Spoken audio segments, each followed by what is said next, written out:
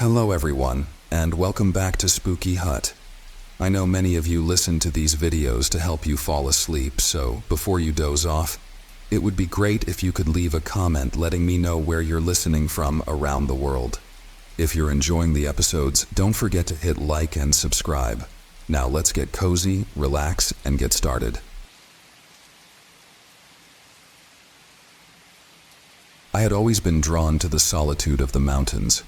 There was something about the untouched wilderness, the whispering pines, and the crisp air that made me feel alive. After a particularly grueling week at work, I decided it was time to unplug and lose myself in nature. A 3-day hike through the remote regions of the Uinta Basin sounded like the perfect antidote to my urban stress. Little did I know, this trek would bring me face to face with a terror I had never imagined. The first day of the hike was blissful. The trail was rugged and winding, but the scenery was breathtaking. Towering cliffs loomed above me and the river below roared with life. I had packed light, just enough food and water for the journey, a tent, and my old, reliable hunting knife. I had always felt safe in the wilderness. After all, I was the apex predator out here, right? The only dangers I considered were the usual ones: bears, mountain lions, maybe a sudden storm. As dusk began to settle, I found a clearing to set up camp. The sky was a masterpiece of oranges and purples as the sun dipped below the horizon. I quickly pitched my tent, gathered some firewood, and settled in for the night. The crackling fire, the smell of pine, and the distant hooting of an owl soothed my mind. As I lay in my sleeping bag, I couldn't shake the feeling that I was being watched. But out here, in the middle of nowhere, it was just paranoia, right? I woke up abruptly in the middle of the night. The fire had died down to embers, and the forest was eerily silent. The usual symphony of nocturnal creatures was absent, leaving an oppressive silence that weighed on my chest. My heart thudded in my ears as I strained to hear anything, any sound that would confirm I wasn't alone. But there was nothing, just the stillness of the night. Trying to shake off the unease, I crawled out of my tent and stirred the fire back to life.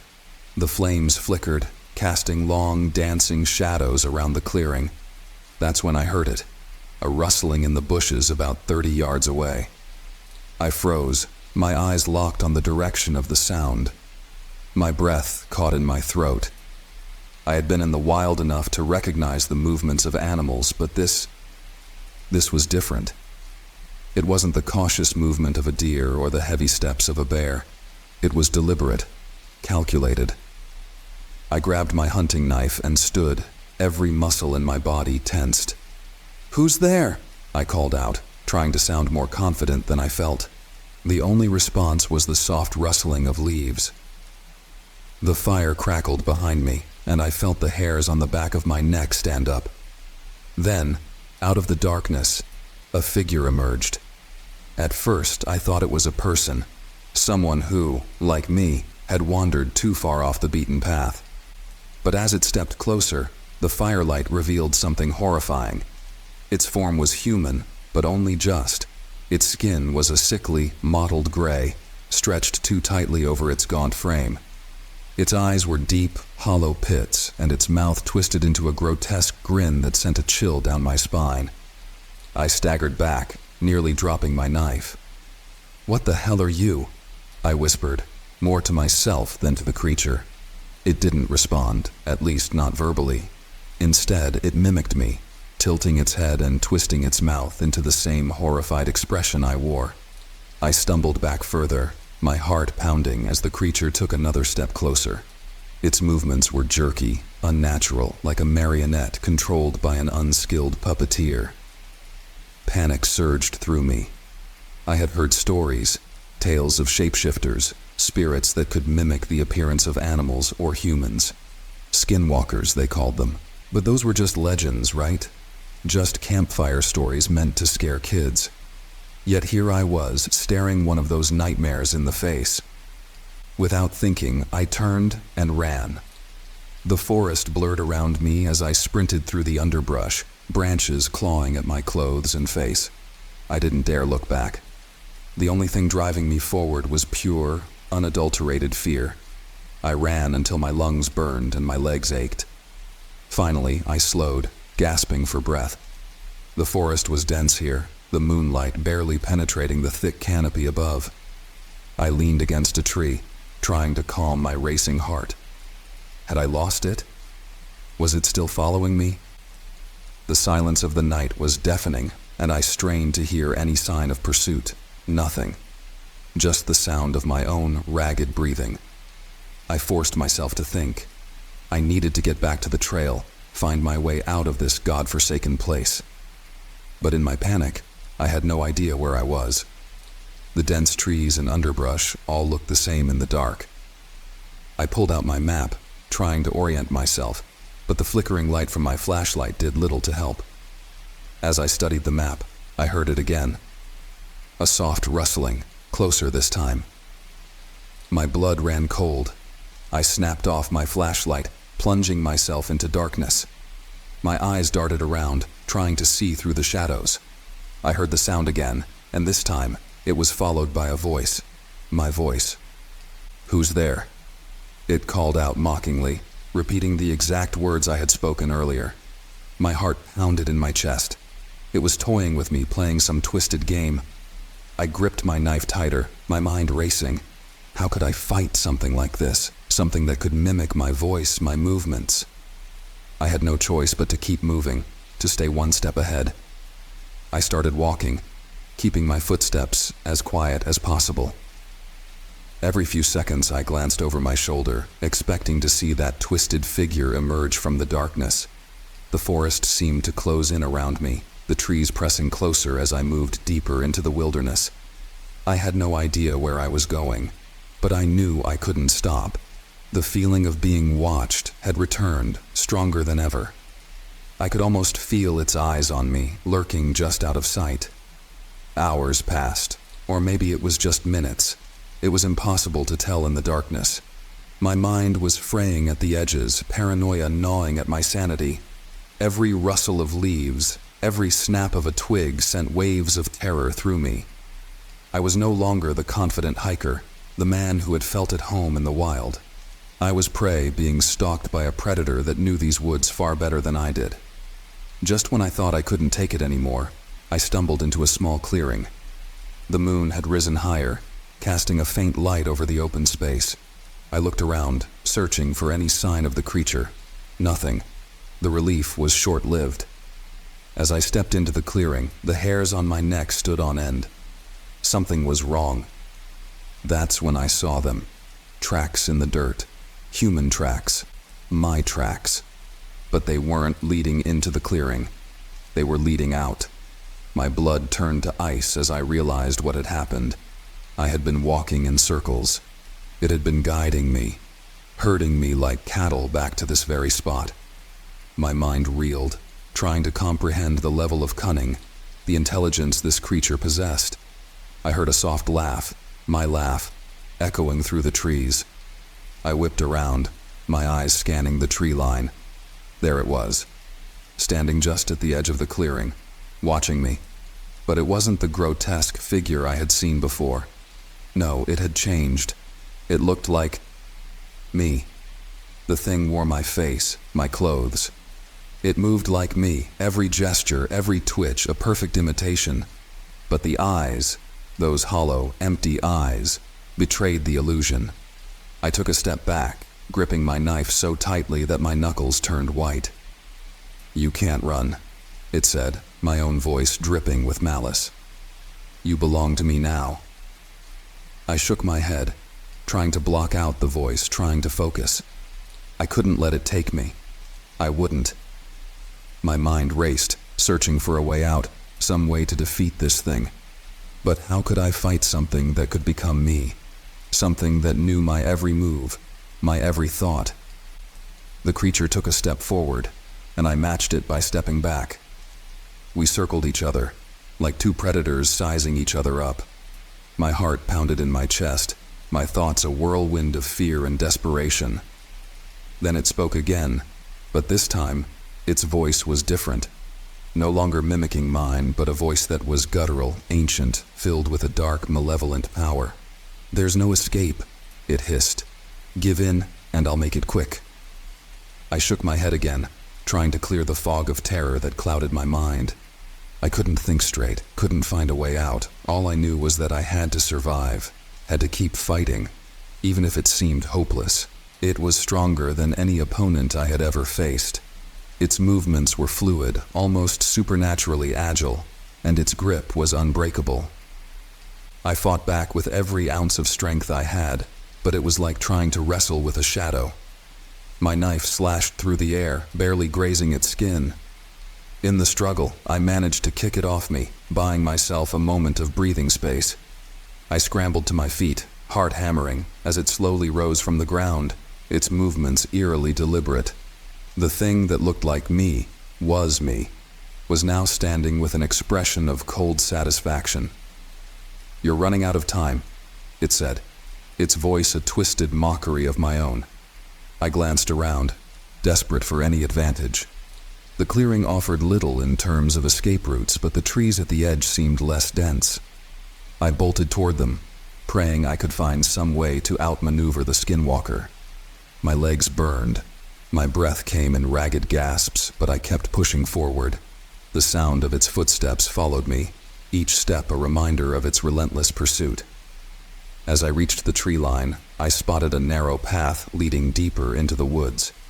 I hesitated for only a moment before plunging into the darkness. The trees closed in around me, the underbrush catching at my clothes, but I pushed through. The further I went, the more the forest seemed to swallow me, the shadows growing deeper and more oppressive. The skinwalker was still there, its presence palpable even if I couldn't see it. The rustling of leaves, the snapping of twigs underfoot. These were its signs, a constant reminder of the danger I was in. I kept moving, trying to put as much distance between us as possible. After what felt like hours of running, I stumbled upon an old, dilapidated cabin. It was half hidden by the undergrowth, its wooden walls rotting and overgrown with vines. It looked abandoned, but it might offer a temporary refuge. I approached cautiously, the silence of the forest feeling ominous. I pushed open the creaky door and slipped inside, closing it behind me with a shudder. The interior was dark, musty, and filled with the scent of mildew. The only light came from a small, grimy window. I scanned the room, searching for anything that might help me. There was nothing but old furniture and cobwebs. I found a corner to hide in, pressing myself against the wall, trying to calm my racing heart. Time seemed to stretch endlessly. I listened intently for any sound outside, but the forest was silent again. My fear began to ebb away, replaced by a creeping sense of dread. It was waiting for me, I knew that. It had to be. The skinwalker was clever. It knew I would seek refuge and was likely biding its time. Just when I thought I might be safe, a soft knock echoed through the cabin. My blood ran cold. The knock came again, louder this time. My mind raced. It was trying to trick me, to lure me out with the pretense of safety. I had to stay hidden. The door creaked open slowly, and I saw a shadow fall across the floor. I held my breath, my knife poised, ready for whatever came through that door. The figure that stepped inside was unmistakably human, but I knew it wasn't me. It was another of its tricks. It moved with a familiar gait, but the eyes were hollow, the expression twisted. I tightened my grip on the knife, but before I could react, the figure turned and walked back out, disappearing into the darkness. My heart pounded. It was trying to draw me out, to make me follow it. I had to resist the urge to chase after it. I had to stay hidden, stay smart. I waited in the darkness, listening to the sounds of the night. Hours passed, and eventually exhaustion began to weigh on me. My eyelids grew heavy, and despite my best efforts, I dozed off. When I awoke, the sun was rising, casting a weak light through the grimy window. I peered outside cautiously, seeing no sign of the skinwalker. I knew better than to assume I was safe. The creature could be anywhere, waiting for me to slip up. I decided to make a run for it. My only chance was to get back to the main trail, to find help or at least a way out of this nightmare. I slipped out of the cabin, taking one last look at the decaying structure before heading back into the forest. I moved quickly, my senses alert to every sound and movement. The forest seemed less menacing in the daylight, but I knew the skinwalker could still be lurking. Every step felt like a gamble, every rustle of leaves a potential threat. Hours passed, and I finally stumbled upon a familiar landmark, a rocky outcrop I had seen the previous day. Relief washed over me. I was back on the right path. I followed it, pushing through my exhaustion, until I finally emerged onto a well-trodden trail. The sight of other hikers and the distant sound of civilization was a balm to my frayed nerves. I approached a group of hikers, my voice shaky as I explained what had happened. They listened with wide eyes, some skeptical, but I didn't care. I needed to get out, needed to be away from the forest and its horrors. As I walked away from the trailhead, looking back one last time, I couldn't shake the feeling of being watched. The skinwalker had been cunning, and I knew it wasn't finished with me. It had let me go, but I would always be its prey, haunted by the nightmare that had followed me out of the darkness. The forest had taken something from me that I could never get back. My peace of mind, my sense of safety. I would never look at the wilderness the same way again. And as I left the mountains behind, I couldn't escape the lingering thought that the skinwalker's trail would always be there, waiting for the next unwary soul to wander into its grasp.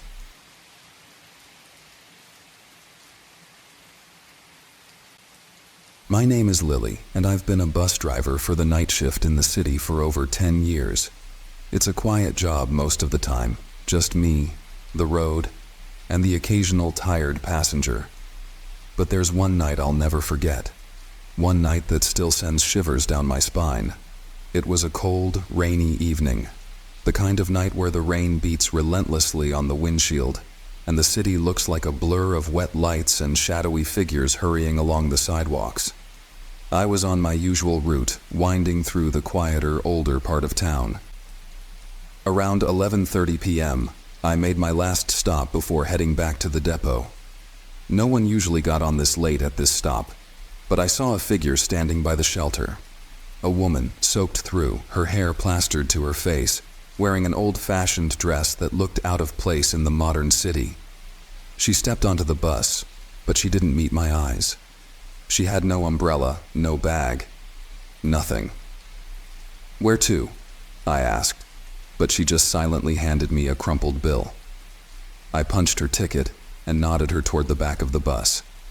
She walked slowly, deliberately, her wet shoes squeaking on the floor. I tried to shake off the weird vibe she gave me and continued driving, but something felt wrong. In the rearview mirror, I could see her sitting at the very back, staring out the window, though there wasn't much to see through the rain. The bus was dead silent, apart from the hum of the engine and the occasional rattle from the storm outside. At the next stop, no one got on. I glanced in the mirror again, and for a second, I thought the woman was gone. But no, there she was, still sitting in the same spot. I shook my head. The rain was playing tricks on me. As I kept driving, the temperature inside the bus began to drop, even though the heater was on full blast. I could see my breath fogging up in front of me. My fingers went numb around the steering wheel. I glanced in the mirror again.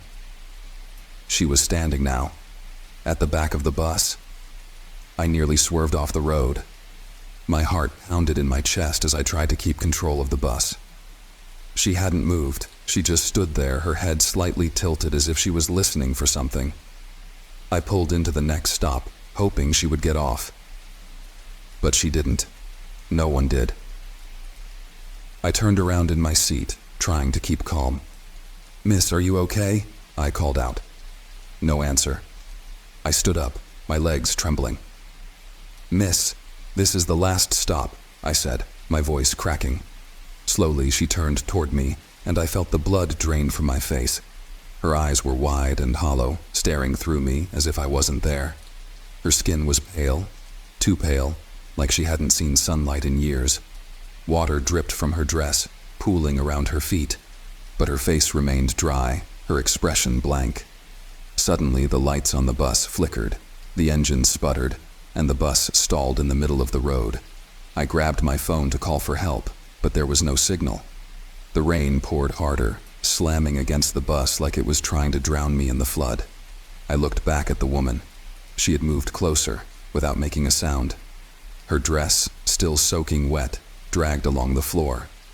"You have to leave," I managed to choke out, my throat tight with fear. "You can't stay here." She said nothing, but her mouth began to move, silently mouthing words I couldn't hear. Then I realized she wasn't looking at me. She was looking past me, at something behind me. A chill ran down my spine, and I turned slowly. There, outside the window, I saw them. Dozens of shadowy figures, standing in the rain, unmoving, their faces pressed to the glass. Their eyes, empty black holes, were fixed on me. Panicking, I turned back toward the woman, but she was gone.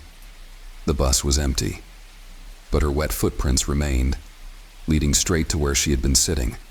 I fumbled for the keys, praying the engine would start, and finally it roared to life. I drove, faster than I'd ever driven before, straight back to the depot. When I arrived, I rushed inside, shaking, barely able to speak.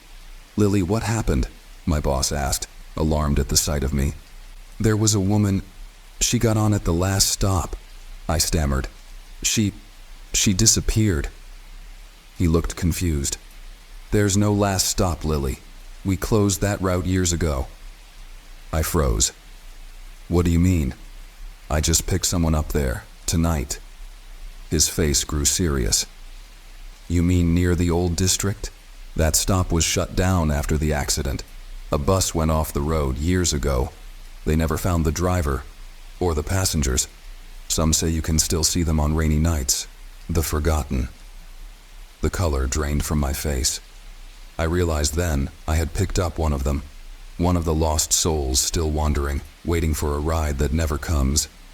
I never drove the night shift again.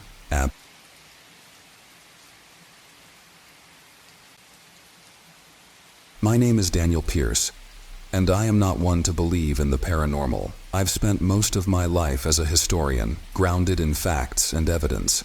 But what happened at Hollow Ridge made me question everything I thought I knew about reality. Even now, years later, I can barely bring myself to recount the events of that long and horrifying summer. It all began when I inherited the house. Hollow Ridge was a sprawling estate in the countryside, nestled at the edge of an ancient forest. I had never even heard of it until my great-uncle passed away, leaving it to me in his will. I barely knew the man, but as the only living relative, the house was now mine. I was both curious and reluctant. Large, old homes in the middle of nowhere always came with their share of problems, and I wasn't sure I wanted the burden. But curiosity got the better of me. I took a leave of absence from the university where I worked, packed a few bags, and made the long drive out to the estate. The first thing that struck me when I arrived was the sheer size of the place. The house stood at the top of a hill, surrounded by dense, gnarled trees that seemed to form a protective barrier around it. Its windows were tall and narrow, staring down at the world like empty, watchful eyes. The air around the house was thick, heavy with an unnatural stillness. No birds chirped, no wind rustled the leaves, just silence. I stepped out of the car and made my way to the front door, keys jangling in my hand. The moment I touched the door handle, a shiver ran down my spine. The metal was icy cold, even though it was the middle of summer. Inside, the house was a labyrinth of dark wood, creaky floors, and towering ceilings. Dust coated every surface, as if no one had lived here for decades. The air smelled musty, like old books left to rot. I wandered through the halls, trying to get a sense of the place.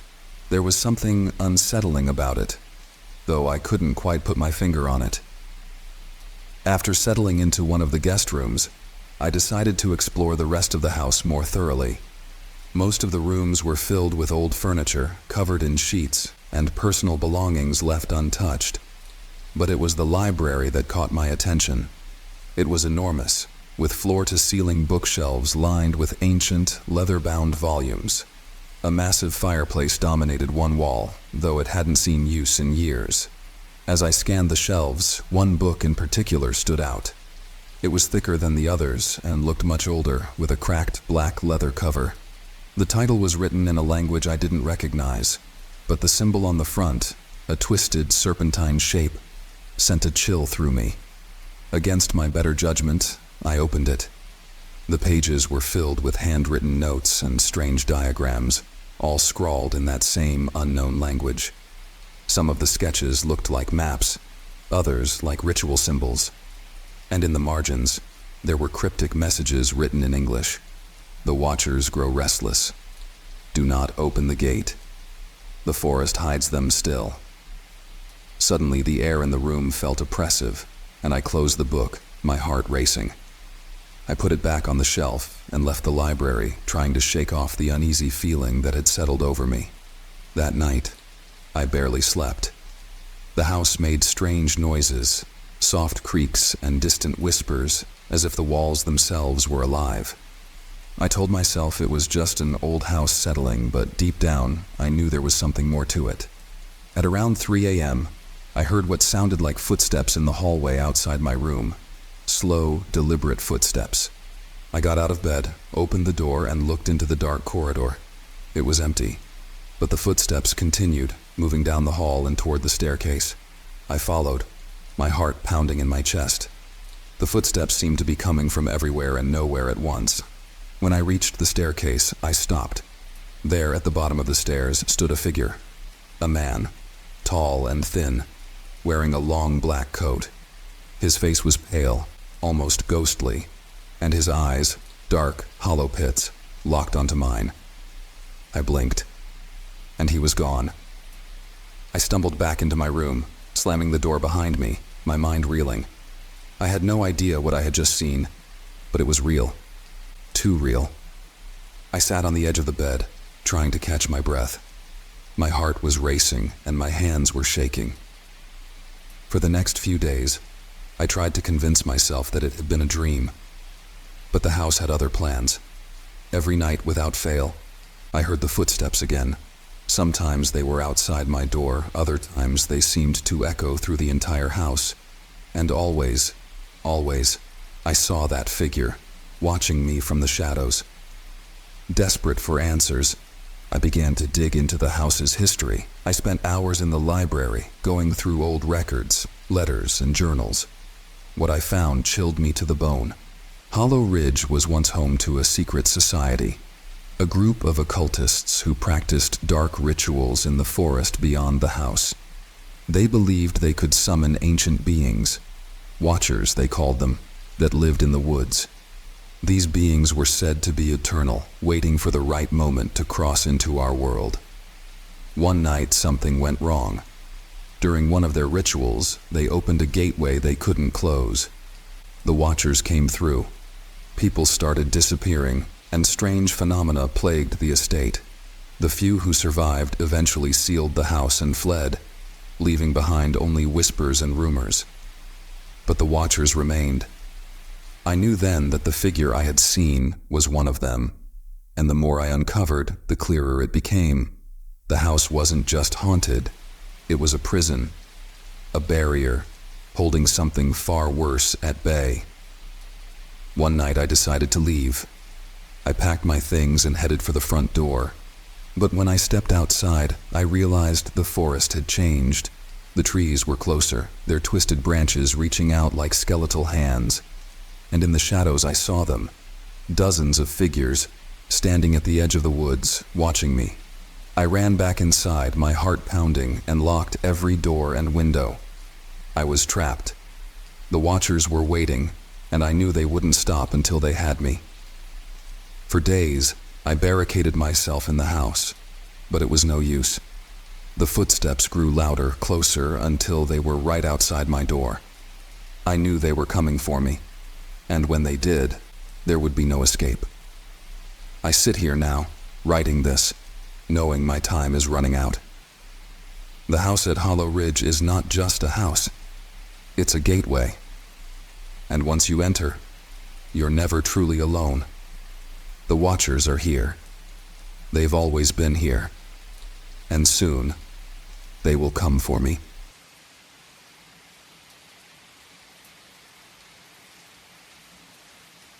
My name is Claire, and I've always loved exploring the wilderness. As a child, I would spend hours wandering through the forests near my home, discovering hidden streams and secret groves. That passion followed me into adulthood, and every chance I get, I head out into the wild, seeking solitude and adventure. But there was one trip I took last summer, deep into the mountains, that left me with nightmares I can't escape. I haven't spoken of it until now, but I need to tell someone before I lose my grip on what's real. It started with a map. I had been planning my next hike for months. The route was through a remote mountain range, far from any towns or tourists. I wanted to get off the grid, to feel the isolation of nature at its rawest.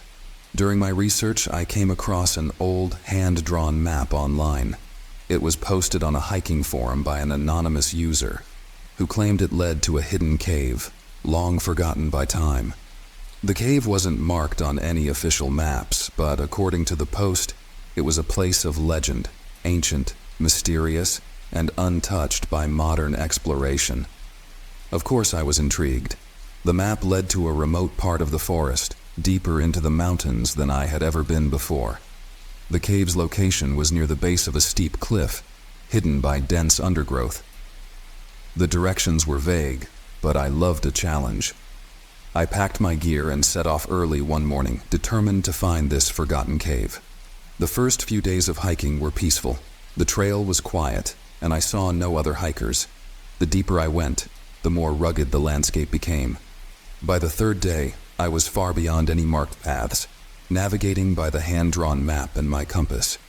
The forest around me was ancient, towering trees, their trunks gnarled and twisted, roots snaking across the ground like the veins of some long-dead giant. The air was heavy, damp, and filled with the scent of moss and decaying leaves.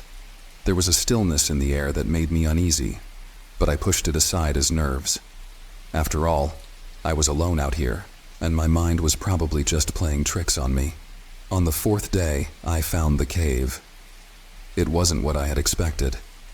The entrance was barely visible, hidden behind a thicket of vines and bushes. If I hadn't been looking for it, I would have walked right past it. The opening was small, no taller than my waist, but as I peered inside, I could see that it widened further in, disappearing into darkness. I hesitated for a moment. Something about the cave felt wrong.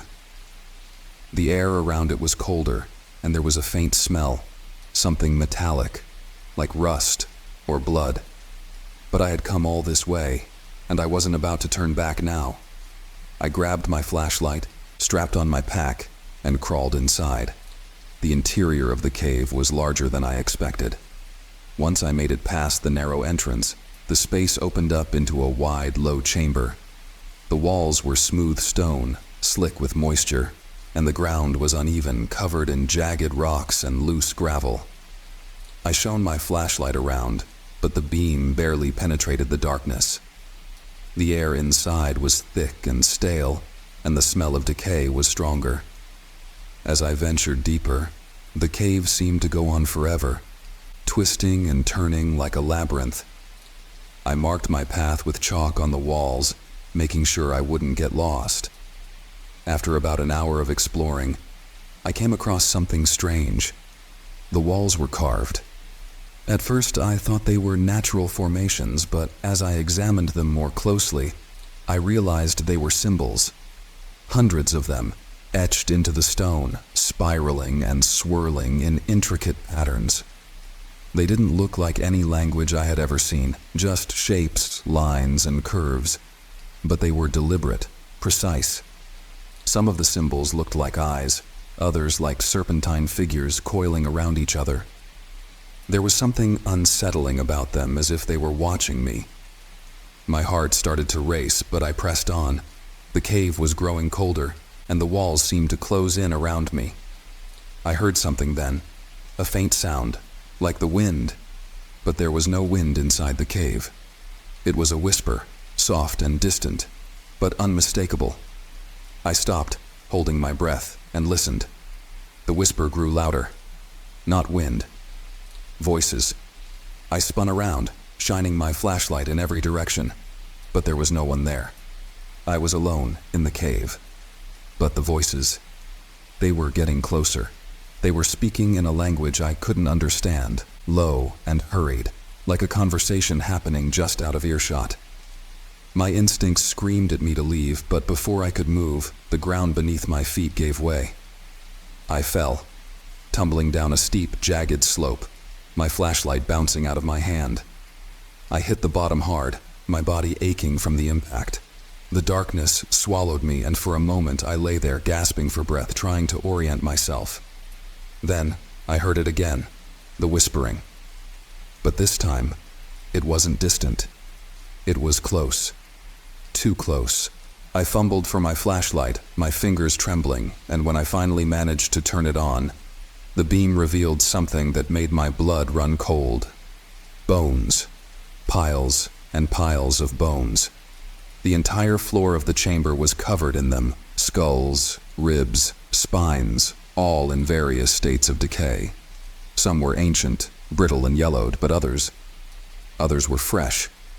The flesh still clung to them, ragged and torn, as if they had been gnawed on. And among the bones, I saw them. Figures, shadowy, human-like forms, hunched and crawling over the remains, their eyes glowing faintly in the darkness. They were watching me. The whispering rose to a fever pitch, their voices blending into a cacophony of sound that filled the chamber. I couldn't understand their words, but I knew what they wanted. They were hungry, and I had intruded on their feast. Panic surged through me, and I scrambled to my feet, my eyes darting around for an escape. But the chamber had no other exits. The only way out was the way I had come in. I glanced up at the slope I had fallen down. It was steep, almost vertical, but it was my only chance. Without thinking, I ran. The whispering grew louder, almost deafening as I climbed, my hands slipping on the wet stone. I could hear them behind me, the sound of their bones scraping against the rocks as they followed. I didn't dare look back. My lungs burned, my muscles screamed, but I kept going, pulling myself up inch by inch, my chalk marks guiding me back through the labyrinth of tunnels. The voices chased me, growing more frantic, more angry, as I neared the entrance. I could feel them right behind me, their cold breath on my neck. But just as I thought they would drag me back into the darkness, I saw it, the faint glimmer of daylight. With one final burst of energy, I threw myself out of the cave and into the forest. The whispering stopped abruptly, cut off as if the cave had swallowed the sound. I lay there for a long time, gasping for breath, my heart pounding in my chest. The figures hadn't followed me out. They couldn't. I stood up, my legs shaking, and turned to face the cave. The entrance, now just a dark hole in the earth, seemed to watch me, like the mouth of some ancient, hungry beast, waiting for its next victim. I didn't wait to find out if it would open again. I grabbed my gear and ran, not stopping until I was miles away from that cursed place. I never told anyone about the cave. Who would believe me? But I know what I saw. The bones, the symbols, the whispering. They were all real, and now, whenever I close my eyes, I still hear them. The voices, they whisper my name. They are calling me back, but I won't go. Not ever again.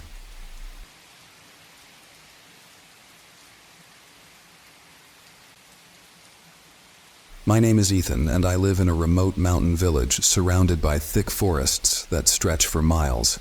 The kind of place where everyone knows each other, where life is simple, quiet. For the most part, nothing unusual ever happens here.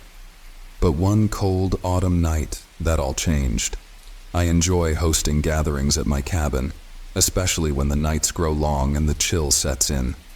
The warmth of the fireplace, the sound of laughter, and the scent of food cooking always brings people together. So I decided to host another dinner party, inviting my closest friends. Little did I know that night would forever scar my memory, leaving questions I may never answer. The day was spent preparing. I roasted a leg of lamb, baked rosemary bread, and lit candles throughout the cabin to create a welcoming glow.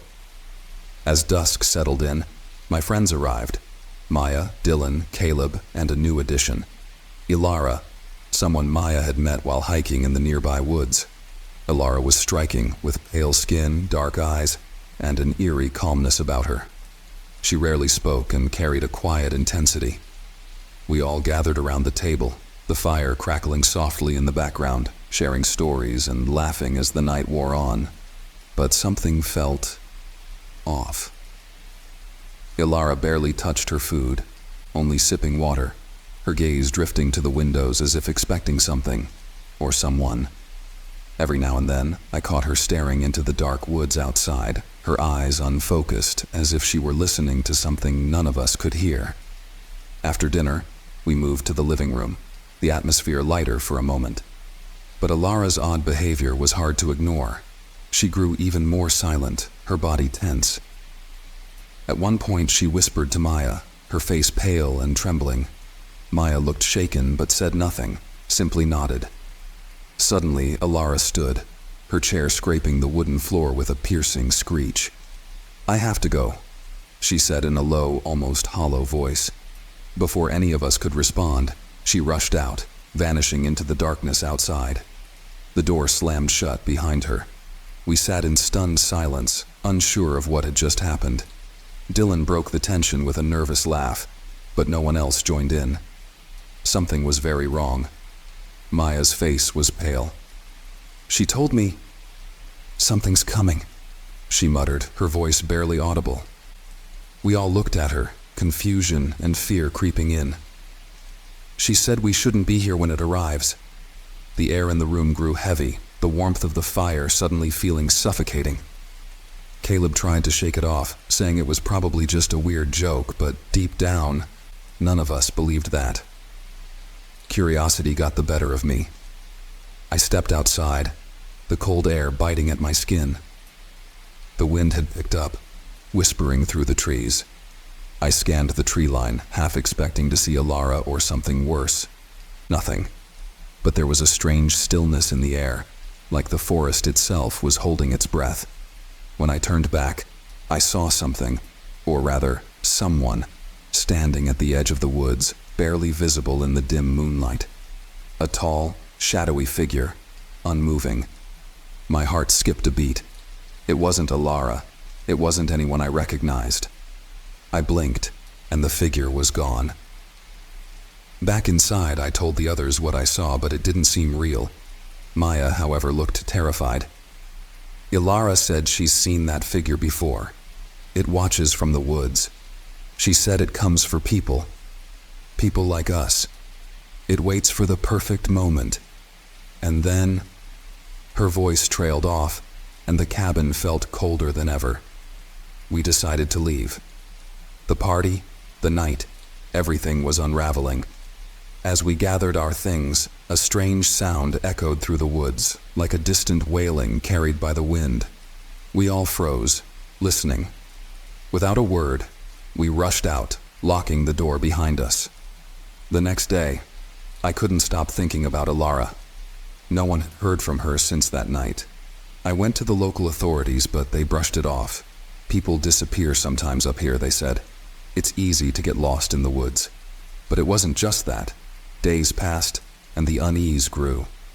Maya and I decided to visit Ilara's cabin, a small isolated structure deep in the forest. When we arrived, the place was empty, no sign of life. But inside, we found strange symbols carved into the walls, all circling one phrase, repeated over and over: "The Watcher."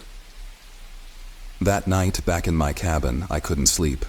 The wind howled outside, and every creak of the house sent my heart racing. Then I heard it. Soft footsteps outside, circling the cabin. I held my breath, straining to listen, a knock, slow and deliberate.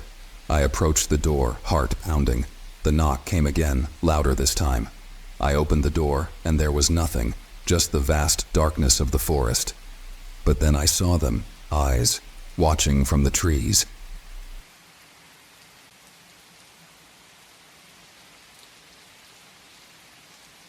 My name is Scott Kincaid, and I live in Juneau, Alaska.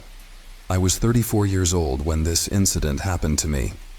It was late September, and I was heading from my cabin near the Taku River to a remote hunting camp deep in the Tongass National Forest. It wasn't my first time heading into the wild for a few days of solitude and hunting. The deep wilderness was familiar to me, sometimes even comforting. But this particular trip was different, in ways I couldn't explain at the time. The feeling started before I even left. As I packed my gear, I felt a knot of unease in my gut, like something was watching me. The trailhead began in a dense thicket of spruce and hemlock, the air cool and still under the heavy canopy. I knew this area well. It was remote, isolated from the world. Exactly the kind of place I normally sought out to clear my head. As I hiked deeper into the forest, the weight in my stomach grew heavier. The silence was off. It wasn't the usual calm, peaceful quiet of the woods. It was a thick, oppressive silence, almost as if the forest was holding its breath.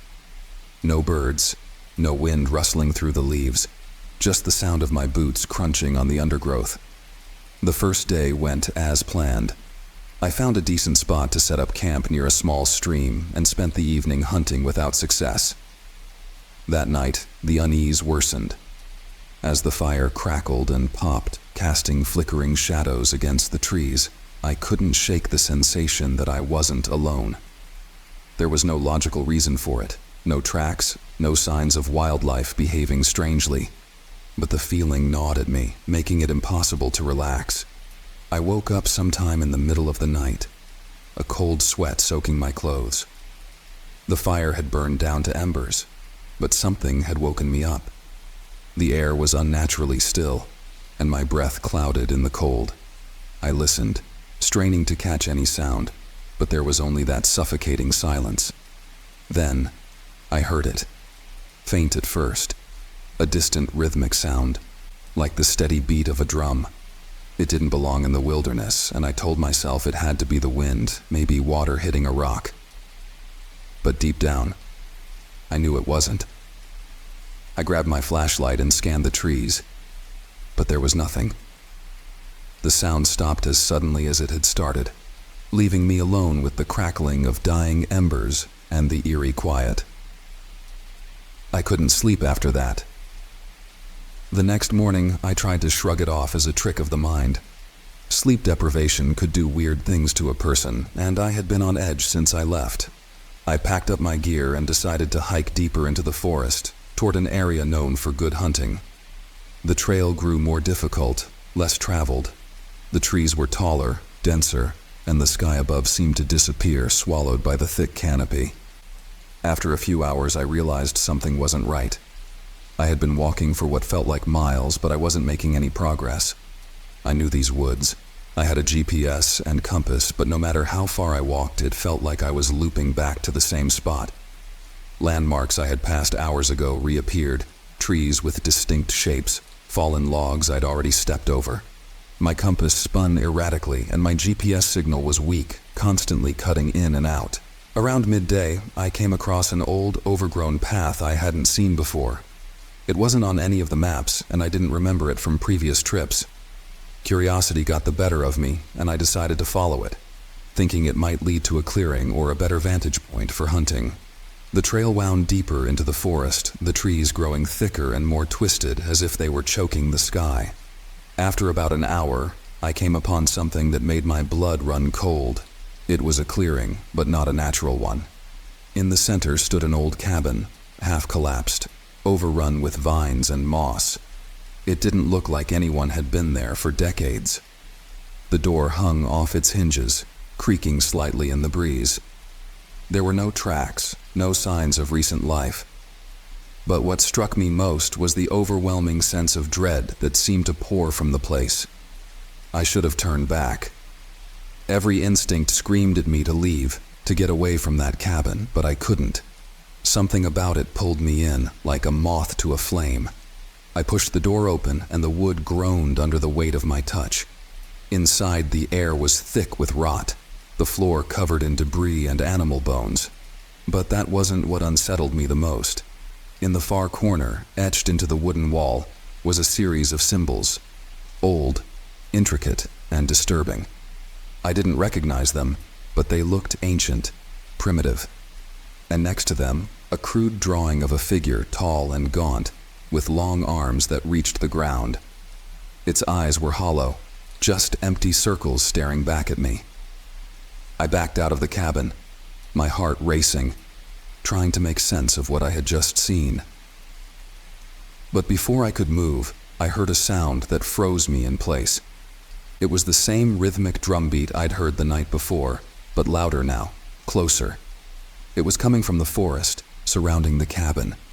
My mind raced as I tried to figure out where it was coming from, but it felt like it was everywhere at once. I ran. I didn't look back. I didn't try to make sense of what was happening.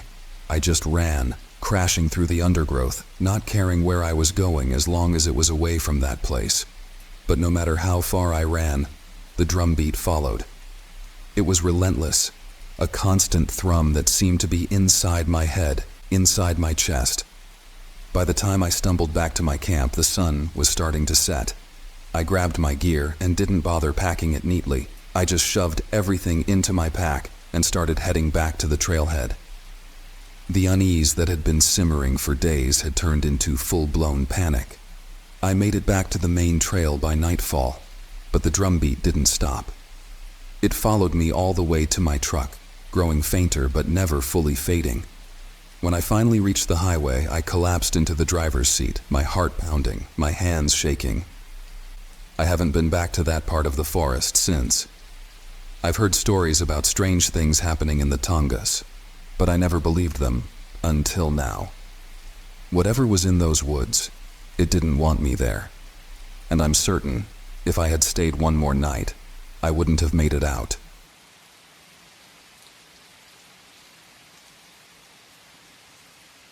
I never believed in ghosts, not until that autumn when everything changed. It was late October, just as the days were shortening and the wind turned sharp with the promise of winter. I had been working as a freelance writer for years, and when my work began to slow down, I decided to escape the city for a while. I needed inspiration, and what better place to find it than in an old, abandoned house in the countryside? It was a place that had stood empty for decades, its reputation cloaked in rumors of strange happenings. I found it listed online, an old Victorian manor on the outskirts of a small town in Maine. A place with history, they said. No one had lived there for nearly 40 years, not since the last owners simply disappeared one night. The townsfolk whispered about it, but I was intrigued, drawn to its isolation. I booked it for a month. When I arrived, the house stood like a shadow at the edge of a dense forest. Its paint was peeling, windows clouded with dust, but the bones of the house were sturdy. A chill swept through me as I pushed the creaking gate open, the wind whistling through the barren branches of nearby trees. Despite the bright midday sun, the house felt cold. The real estate agent had left the key under a large cracked stone near the front door. I found it easily, though I had to yank it free from the dirt where it had settled. The heavy brass key turned in the lock with a groan, and the door swung open, revealing a dim, musty hallway that seemed to stretch into the past. I spent the first few hours wandering through the house, my footsteps echoing in the empty rooms. The house was larger than I expected, with tall ceilings and wide corridors. The furniture had long since been removed, save for a few pieces that seemed almost fused with the place. An old rocking chair in the parlor, a massive wardrobe upstairs, a long-forgotten cradle covered in dust in one of the smaller bedrooms. The cradle was strange, out of place in the otherwise barren house. I wondered about the children who might have lived here once. Perhaps it was their cradle. I brushed off the dust and took a closer look. There was something faintly carved into the wood. A name, Eleanor. That night, the house felt unnervingly quiet. I set up my laptop on a rickety desk near the window, intending to get some work done, but the words wouldn't come. Instead, I found myself distracted by the soft, creaking sounds the house made. It was old, I reminded myself. Old houses make noise. But it was more than that. Every now and then, I would hear something else, a soft pattering, like footsteps, or a faint whisper carried by the wind. I tried to ignore it. By midnight, I had given up on writing and decided to call it a night. The bedroom I chose was on the second floor, overlooking the front yard. The bed was old, but still in decent condition, though it sagged slightly in the middle. I settled in, pulling the blankets tightly around me, and tried to fall asleep. I woke in the dead of night, my heart pounding for no reason I could recall. The room was dark, save for the faint glow of the moon filtering through the thin curtains. I lay there, listening to the silence, when I heard it. Soft, barely audible footsteps in the hallway. I held my breath, listening. The footsteps were light, almost like the shuffle of a small child. They moved slowly down the corridor, stopping just outside my door. My mind raced with possibilities. It couldn't be a burglar, not out here in the middle of nowhere. Could it? Maybe an animal had gotten into the house. I waited, straining to hear more. Then, the handle of my bedroom door rattled. I shot upright, heart thundering in my chest. For a moment I was frozen, gripping the sheets as I stared at the door.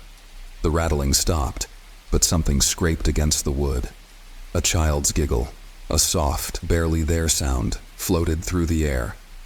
I jumped out of bed, grabbing the nearest thing I could find, a lamp, and approached the door. The hallway beyond was empty. I stood there for what felt like an eternity, scanning the shadows that clung to the walls. There was nothing, no sound, no movement. The house had gone silent again, as if whatever had been there had vanished. For the rest of the night, I stayed awake, sitting on the edge of the bed with the lamp clutched tightly in my hand. The darkness outside the window felt like it was closing in on me. Every creak, every shift of the house, set my nerves on edge. But the footsteps didn't return. The next day, I tried to shake it off. I told myself it had been my imagination, some half-dreamed thing brought on by exhaustion. But when I went downstairs, I noticed something strange. The front door, the door I had locked the night before, was slightly ajar. My heart sank. Someone had been in the house. One had been. I spent the day checking every room, every window, every possible point of entry. Nothing seemed out of place. But I couldn't shake the feeling that I wasn't alone. That night, it happened again. I was in bed, trying to ignore the growing unease that gnawed at me when the footsteps began. This time, they were faster, more deliberate. They moved up and down the hallway, stopping every now and then just outside my door. The door handle jiggled again, and once more, I heard that soft giggle like the laughter of a little girl. I didn't sleep at all that night. The next morning, I called the real estate agent, demanding to know if there had been any reports of break-ins or strange occurrences at the house. She seemed hesitant, her voice faltering as she explained that the house had a history. A family lived there many years ago, she said. The Thompsons. They had a young daughter, Eleanor. She died in the house, some kind of accident. The details are fuzzy. After she passed, the parents vanished. No one knows what happened to them. The name hit me like a punch to the gut. Eleanor. The name carved into the cradle upstairs. Is the house haunted? I asked, half joking, though my heart was racing. The agent chuckled nervously. People say it is, but I've never believed in that stuff.